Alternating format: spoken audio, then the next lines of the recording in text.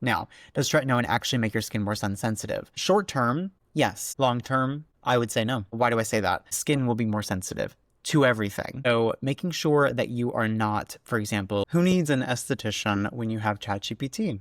Obviously, I'm kidding. I have often referenced ChatGPT or gone to ChatGPT for skincare related stuff, either because I wanted it to help me, generate some ideas for content or, what have you. And it will come back with something that is not necessarily inaccurate, but that maybe could use some additional nuance, which when prompted, it'll give you. But if you don't know to ask for it, sometimes you can get an incomplete answer. All of that being said, I think ChatGPT is a fantastic tool. So if you are trying to get into skincare, but you don't really know what you're doing, it could be really useful. I also think that it's helpful for very complex subject matter, helping distill that in a way that's very easily digestible. And so that can be useful too.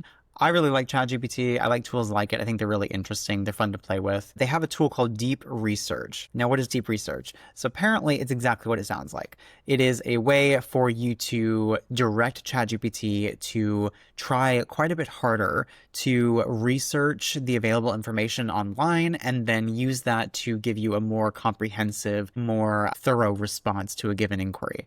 So in this case, because I've gotten this question before, and because it always seems to come up again, and because I just really do want to make sure that it is effectively addressed, I decided to go to ChatGPT, use the Deep Research tool to see what, if any, additional insight it could give me around the issue of tretinoin or retinoid use more broadly in the summer. So a lot of people think that you need to stop using tretinoin and related products during the summer because they increase sun sensitivity. So I've talked about this before. I do not believe that that is the case. This is one point, I think. So the fact that it doesn't really cause sun sensitivity, there's some nuance there. We'll get into that. But one of the other things too is that depending upon the individual, and in particular, I'm talking about individuals using retinoids for the treatment of acne, there are a lot of other things to consider when determining whether or not you are going to discontinue use of a retinoid during the summer months.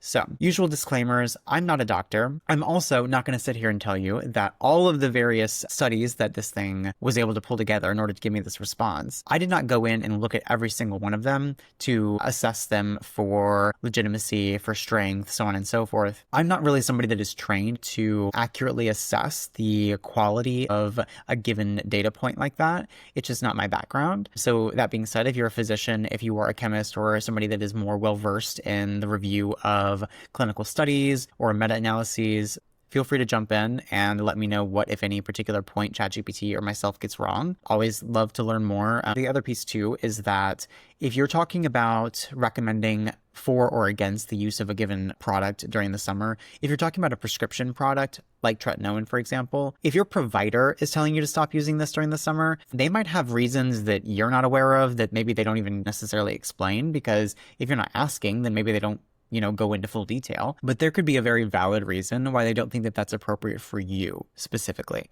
because everybody is different. If you are somebody that is, during the summer months engaged in like super aggressive outdoor activity, like that's a different conversation than someone that just wants to go to the beach a couple times a month or go to the pool a couple times a month. We're not talking about those outliers. We're talking about the average person that during the summer will probably be at the pool or maybe at the beach, or might just be exposed to a bit more UV during their normal day-to-day activities. So again, that disclaimer is out there. I'm not a doctor. Follow what your doctor says if you're talking about a prescription product, or whoever your provider is, follow their advice, both because they should be able to more effectively assess your skin specifically, and then because they can see and in some cases touch your skin, and they're potentially able to give you a better sense of what is happening with your skin specifically than, a stranger on the internet can. So all of that being said, let's just get into it. So tretinoin and acne. Why do we use tretinoin in the context of acne in the first place? So the reason why is because tretinoin, in a number of different ways, affects skin biology, skin behavior, and it is effectively able to normalize desquamation. So what does that mean? Desquamation is basically just the process of skin cells shedding, turning over. So that can happen unevenly in individuals that have acne, and so by correcting that, by normalizing that desquamation, you reduce the risk of microcomedone formation, of those very, very tiny pore clogs that you cannot see, but that ultimately develop into the papules, pustules, in some cases cysts that eventually surface. So that is why we use tretinoin in the context of acne. Now, does tretinoin actually make your skin more sun sensitive? Short term, yes. Long term, I would say no. Why do I say that? Short term, because of the retinization phase, the period of adjustment that comes with a new retinoid if you've never used one before, or that can sometimes happen if you switch to a higher strength retinoid, either because the retinoid is stronger or because the concentration has been increased or the frequency of use has increased. Whenever you're stepping up in your retinoid journey, there's a risk of retinization. This is typically characterized by barrier disruption, meaning that you are going to be more prone to flaking, more prone to dryness, potentially some irritation, some redness, and mild inflammation. That is all perfectly normal. That being said, because the barrier is disrupted during this period, the skin will be more sensitive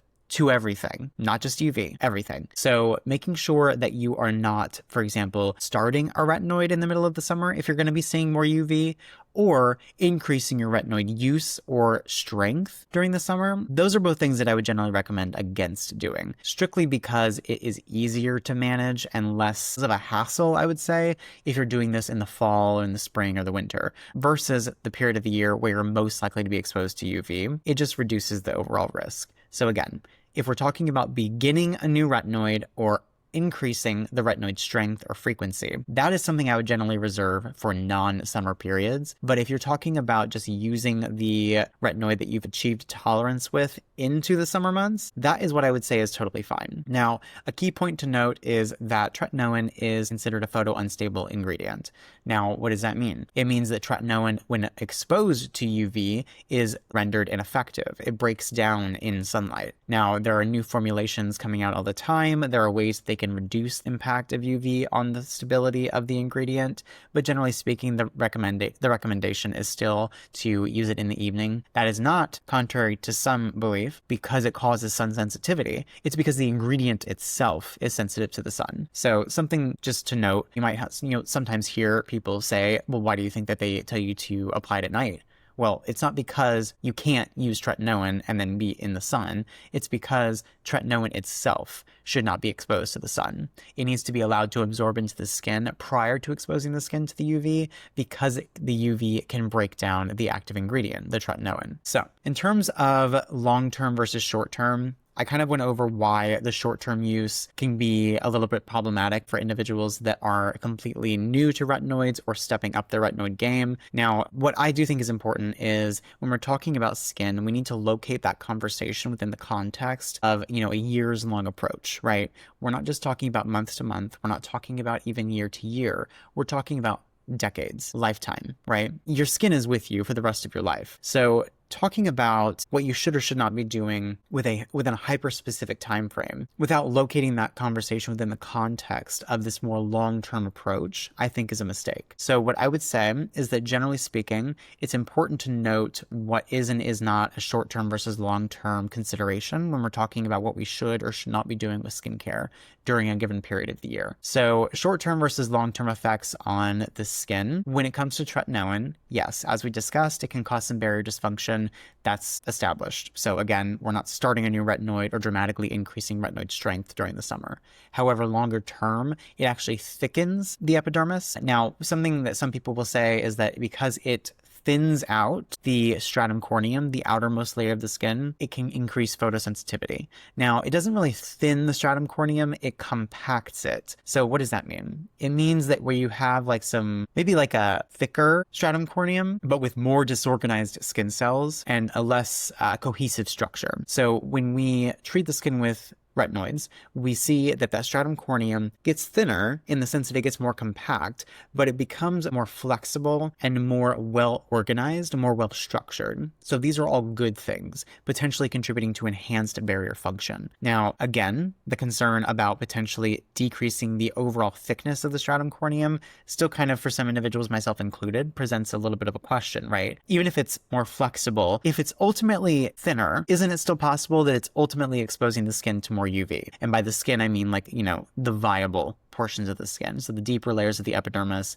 the epidermal dermal junction, and then the dermis itself, which is where all those collagen and elastin fibers live. So something to know, I specifically followed up with ChatGPT. I said, can you explain the point about epidermal normalization and barrier enhancement? You mentioned that, quote, tretinoin accelerates keratinocyte turnover and improves epidermal differentiation, which can thicken the viable epidermis and compact the stratum corneum over time. This leads to a smoother, more uniform epidermis that is less prone to fragility from sun exposure. And I said, does the thinning of the stratum corneum not increase total dermal UV exposure? It said, excellent question. Thank you. I would agree. And it says that what you want to be aware of is that short term, yes, because you have that barrier dysfunction, that increased water loss, more sun sensitivity, or more skin sensitivity rather, it's important to note that you can actually incur more UV damage because the barrier of the skin is disrupted. There's a lack of cohesion, right? And so from a physical standpoint, the barrier is not able to, at that point in time, effectively protect you from UV. However, in consistent use or long-term use of retinoids, so following like 3 to 6 months of consistent use, the skin is adapted and the viable epidermis, so the portion of the epidermis that is not the outermost layer, so not the stratum corneum, but the deeper layers, is thicker. And because the stratum corneum becomes more compact, not necessarily thicker, but more structurally sound, so with fewer defects and more cohesive corneocyte layers. So again, it's just more evenly built versus skin that is not treated with retinoids that can, depending upon the individual, obviously, and other contributing factors, be more inconsistent in its density of keratinocytes and the organization of those skin cells, so on and so forth. So by leading to a better organized barrier, you're potentially increasing your skin's resistance to UV. So the takeaway being that although the stratum corneum remains relatively thin or compact, the underlying viable epidermis provides greater UV resistance, and the improved stratum corneum quality helps buffer external insults better. Now, I will note, even once you've achieved tolerance with retinoids, there is something very, very unique about frictional forces. When you're talking about friction, and by that I don't just mean like scrubs, I mean cleansing tools, I mean the level of aggression required to effectively wash the face. Frictional forces associated with like waves, for example, like if you're going to be in the ocean, sand, wind, all of these things, those are things that I really do believe that the skin remains more sensitive to. Even after you've achieved tolerance, there is something about that particular kind of irritation that I do believe that I am more susceptible to, irrespective of the fact that I've been consistently using these retinoids for a long, long time, like years at this point. I still feel like my skin is more sensitive to friction than it is without the use of retinoids. Now, that's totally fine because I don't really want to be scrubbing my face all the time anyway. However, it is worth noting that, again, for individuals that are going to be experiencing a lot of frictional forces during the summer months because of maybe your changes in activity, the kinds of activity, those things are worth pointing out because for those individuals, it may actually be worth either discontinuing or reducing the use of your retinoids, not because of the sun sensitivity piece, but because of the sensitivity to these frictional forces. So I just wanted to kind of throw that in there. I think it is something that could otherwise be misinterpreted as evidence in favor of the reduction or stoppage of retinoids during the summer. So I wanted to make sure that that point was clarified. So if we're going back to long-term photoprotection, what else do we need to take into consideration? So we've discussed the difference between short-term and long-term changes to the barrier to the stratum corneum, why the short-term use can be problematic if you are new to retinoids or increasing strength, and why over time that barrier dysfunction, that change in the stratum corneum should not be taken to mean that the skin is more sensitive to UV. Now, what are the other things that we need to be factoring into the equation when we decide whether we should or should not be using a retinoid during the summer? So there's something called a matrix metalloproteinases. So these are enzymes that are produced in the skin upon exposure to UV that break down things like collagen, things like elastin. Now, I did know that matrix metalloproteinase inhibition was a function of retinoid therapy. So you get less MMP production and activity when you're using retinoid. So the other thing too is that because retinoids actually stimulate collagen production, some of the UV associated damage can actually be corrected. So we're not just talking about preventing additional damage, we're talking about correcting damage that was caused by increases in UV exposure. The other thing that I found very interesting, which I did not know, is that UV exposure actually reduces the activity of retinoid receptors. So what does that mean? It means that the retinoid binds to certain receptors and then in so doing causes a cascade of events to occur. Those are what translate into those skin benefits that we see, both in acne, in terms of anti-aging, all these other things, right? The sensitivity of these receptors to retinoids, because retinoids are also endogenous. What does that mean? They are a normal part of skin physiology. Vitamin A exists in the skin naturally, right? Which is part of the reason why topical vitamin A is thought to have so many different benefits. When you're talking about an ingredient that is inherent to the skin, another example is vitamin C, it's likely that because it's already part of the innate physiology, it serves a number of different functions. I think that the more we learn about health, the more we learn about the body, all of these different things, we learn like it's never as simple as this thing does this and that's it. Generally speaking, something that is involved in the body's normal day-to-day physiology has a number of functions. That is very true in the case of vitamin A, as we discussed. So the UV exposure can actually reduce the activity of those retinoid receptors, meaning that the retinoids that we already have in our skin are less effective. By using tretinoin, you preserve that retinoid receptor signaling. What does that mean? It means that you're not only doing these other things to prevent certain unwanted downstream effects of UV exposure, you're also ensuring that the activity of the tretinoin as well as the endogenous vitamin A continues as it's meant to. Whereas it would be disrupted, potentially, by the UV exposure, you're ensuring that those processes go uninterrupted or with minimal interruption. So that's another really, really great benefit that I was not aware of. So something that I also did not know, or that I knew but didn't have the full understanding of, the matrix metalloproteinases that we were talking about before, those MMPs, those are the enzymes that are breaking down that collagen and elastin. So I knew that tretinoin reduced the ultimate expression of MMPs, therefore reducing the breakdown of collagen and elastin upon exposure to UV. What I did not know, 70 to 80% drop in UV-induced MMPs.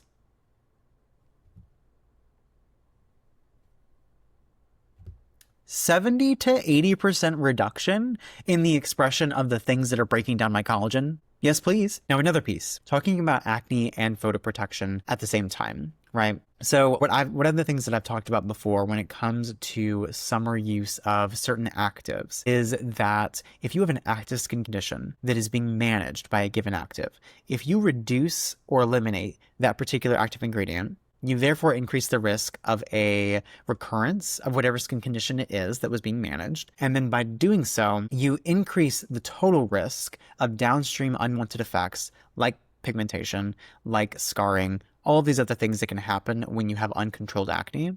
Because again, it's not just uncontrolled acne, it's uncontrolled acne with the added pressure of UV damage, because we're talking about the summer. So if you undergo retinoid therapy to treat your acne and you discontinue retinoid therapy, you are therefore at risk of developing new or worsening breakouts. Those breakouts will then be seen by that increase in UV exposure. That increased UV exposure increases the risk of pigmentation. It increases the risk of post-inflammatory erythema. It increases the risk of scars. That's the other thing too. The pigmentation and the erythema, that will fade with time in a large number of cases, but scarring, like true scarring, particularly if you're somebody that's prone to it, that is something that you really do need to be on top of. It's why personally, I actually push back against estheticians as well as non-skincare professionals that really look down on the use of topical or oral antibiotics in terms of acne management, because getting that inflammation under control as quickly as possible, particularly in the case of a young person or someone that has already shown a predisposition toward scarring, is so important, because it is so much easier to treat and prevent acne than it is to treat scars. And because we're talking about all of these things happening within the context of increased UV, all of those risks are elevated. So I do not believe in saying that nobody should ever use topical or oral antibiotics, because I think that they have a time and a place. Now, again, I'm not a doctor. So if your doctor is prescribing something, they might have reasons for doing so that I'm not aware of, that you're not aware of. Ask them though. If you have questions, have them explain it to you. Why are you using this? I've been told that this is not a long-term solution. Okay, they might say, you're absolutely right. That retinoid therapy is what we're going to keep going long-term, but we're going to really try to get all of this inflammation under control by using this oral antibiotic or by using this topical antibiotic. I don't expect that to be your final resolution, but what I do want to do is make sure that we're tamping down that inflammation as soon as possible, because I don't want you to pigment, I don't want you to scar. That's a very reasonable explanation. It makes a ton of clinical sense in my view. So again, if you have questions about your specific case, follow up with your provider, whether that is an esthetician or it is a dermatologist, or even if it's just your primary care physician. Whoever's giving you treatment, follow up with them and say, hey, there's a lot of information about X, Y, and Z.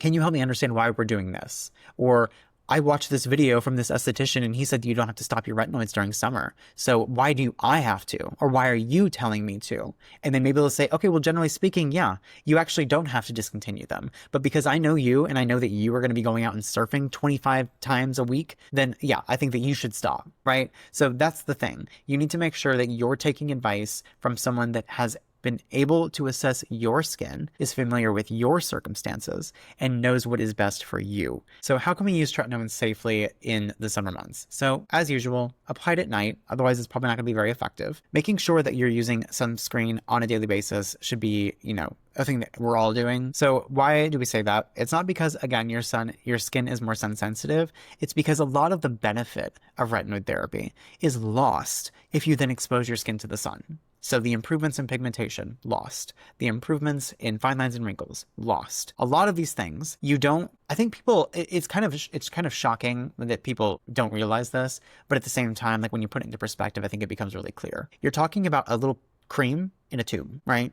That little cream in that little tube is not more powerful than the giant mass of fire that is fueling the entire galaxy. It's just not. Editing Connor here. I meant that powers the solar system, not the galaxy.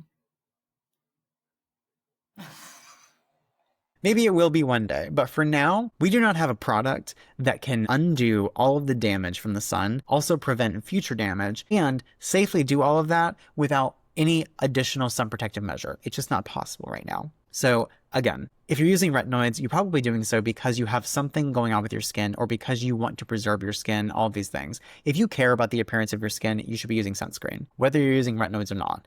The thing too is that in this instance, you're investing time, energy, and potentially money into retinoid therapy. You don't want to miss out on the benefit of that investment, right? You don't want to lose the value of that investment or waste your money, waste your time, waste your energy. You have more of an investment to protect. So again, we're using the sunscreen. Moisturizer obviously is always important, but particularly for individuals using retinoids, because there are some increases in sensitivity, particularly if you are talking about frictional forces, which the sand, for example, you can run into problems that you're not even necessarily anticipating. So it's important to just make sure that we're always reinforcing the barrier when we're using something that is very active, like tretinoin, like retinoids, because a healthy barrier is one that looks better. It also means that you're going to be able to more effectively tolerate things like retinoids, like azelaic acid, like BHAs, like all of these other things that we talk about using for a number of different reasons. If the skin is well moisturized, it's going to be set up for success. If it's set up for success, then you are set up for success. Now, of course, if you do, for some reason, heaven forbid, get a sunburn, I think I got sunburn yesterday. I'm going to be very honest. Not on my face, not on my neck, but on my arms. My mom and dad were renewing their vows, and it was on the beach, and I was rushing to get there, and I had time to put my sunscreen on my face, my neck, and my ears, but not my arms. So that's very unfortunate for me. But it's not because I use retinoids on my arms. It's because I am pale, and because I was in the sun in the middle of the day for longer than I was expecting to be. Wear your sunscreen. So we've talked about a lot. This video ended up being a lot longer than I was anticipating, but that seems to be a theme with me. So I apologize if that's not really your thing, but if it's not, then you're probably not still watching. However, if it is your thing, then feel free to like and subscribe. I really do like doing these deep dives. I think that they're really interesting. I'm really, really interested in the science behind skincare, in the mechanisms of action associated with some of these ingredients. I think it's just very, very interesting. I love learning more about it. I loved, like, this video in particular. The research for it meant that I got to learn a couple new things while also drawing in some new details to support some of the recommendations that I've given in the past. So thank you for watching if you've stuck around for this long. If you have any ideas or suggestions for future deep dives or things that you really just want to really fully unpack and kind of get a very clear, comprehensive view of, feel free to drop that in the comments or DM me on Instagram. I am _Connor Logan. This was really fun. Like I said, I think that more and more, I really do want to make sure that we're talking very in depth about some of these things. Because as much as skincare can be simple and straightforward, I think that, you know, at the end of the day, we all have different things going on. We all have very complex lives. Skin is very complex. It's emotional, it's psychological, it's physiological. It is something that I think deserves a little bit more nuance. And I know that in certain corners of the internet, that nuance is sorely lacking. So my aim is to provide that nuance. Feel free to drop a suggestion in the comments down below. Like and subscribe if you'd like more. And if so, I will see you in the next one.